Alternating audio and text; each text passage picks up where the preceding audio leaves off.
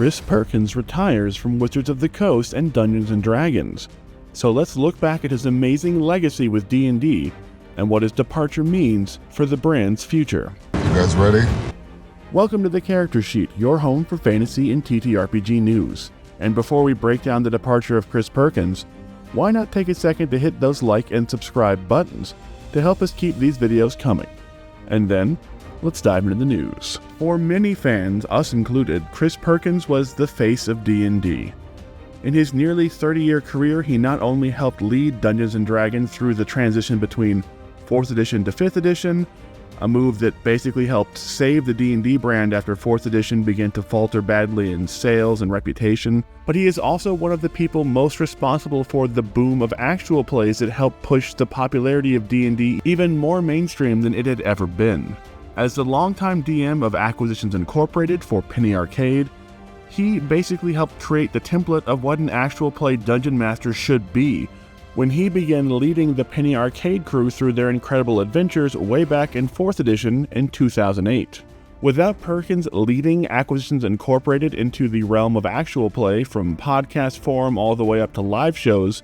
who knows how different the landscape of actual plays like Critical Role, High Rollers, and Dimension 20 could be without his template to help guide them. In fact, Chris Perkins even worked with Critical Role to get their first official D&D adventure module, Call of the Netherdeep, published by Wizards of the Coast as the co-story creator with Matt Mercer. His influence in actual plays aside, he was also the best ambassador for D&D we've ever had. Not only did he create some of the all-time greatest adventures in Dungeons & Dragons, like the iconic Curse of Strahd, but no one was better at sitting down in front of a camera and explaining how D&D mechanics worked in a very approachable way, or giving amazing advice to new dungeon masters than Chris Perkins. He was incredibly well-spoken, he had a genuine warmth to him that never wavered, and his deep love and deep knowledge of Dungeons & Dragons shone through in every single interview or announcement or D&D Direct he was ever involved with. When it comes to breaking down the rules of the game in a way that is easily approachable by even brand new players,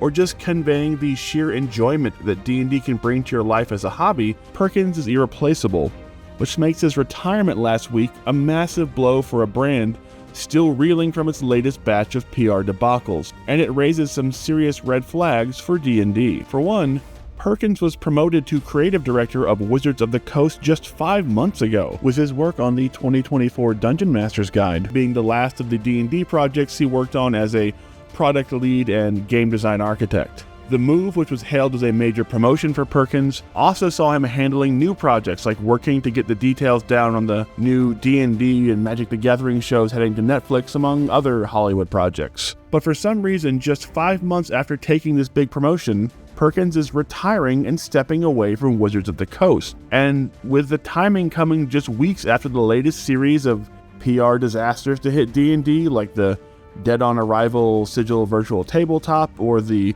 quote-unquote mistaken DMCA claim against a popular Baldur's Gate 3 mod for Stardew Valley, it does sort of paint the picture of a Wizards of the Coast office in turmoil behind the scenes, where perhaps the job was not everything Perkins hoped for or was promised, and where perhaps the incredibly heavy hand of the Hasbro execs and their often inane decision-making was a bit too much for him to bear. Granted, this is all speculation, but just from the outside looking in, the departure of such a massive figure in the history of D&D so soon after a major promotion in the company just looks bad, as D&D cannot seem to go more than 2 weeks without some barrage of bad news hitting the brand. And given the amount of internal dysfunction revealed in the aftermath of the Sigil VTT team firing, where we were told that teams inside of D&D and Wizards of the Coast had no real communication with each other and were working on projects that the other ones didn't even know about, and being in the dark on who's working on what, it could just be that Perkins took up the new position to try and fight the good fight and fix the company, but the constant pressure and poor decision-making of Hasbro higher-ups was simply too much for even him to combat. But once again, this is all speculation, and of course we do not have any specifics on what led Chris to his decision. We just know that it is a huge loss for Wizards of the Coast and D&D at a time where they really can't afford it. The adoption of D&D's 2024 rule set has not gone nearly as smooth or as fast as they had hoped, and they can't seem to keep from stumbling into D&D related PR disasters every few weeks. So losing such a steady and reliable figure who was so beloved by the community during these tumultuous times cannot have been what Wizards of the Coast was hoping for. But that said, we wish Chris Perkins nothing but the best in his retirement, or in his new career should he feel the need to build some worlds and design some adventures in a new setting sometime in the near future. He is truly one of the most influential people in the history of Dungeons & Dragons, and it will be basically impossible for Wizards of the Coast to fill the shoes that he has left behind. The D&D community could use more Chris Perkins, not less, so we just hope that he can now enjoy the game he loves without all the pressures and hassles that come with working for the company behind it,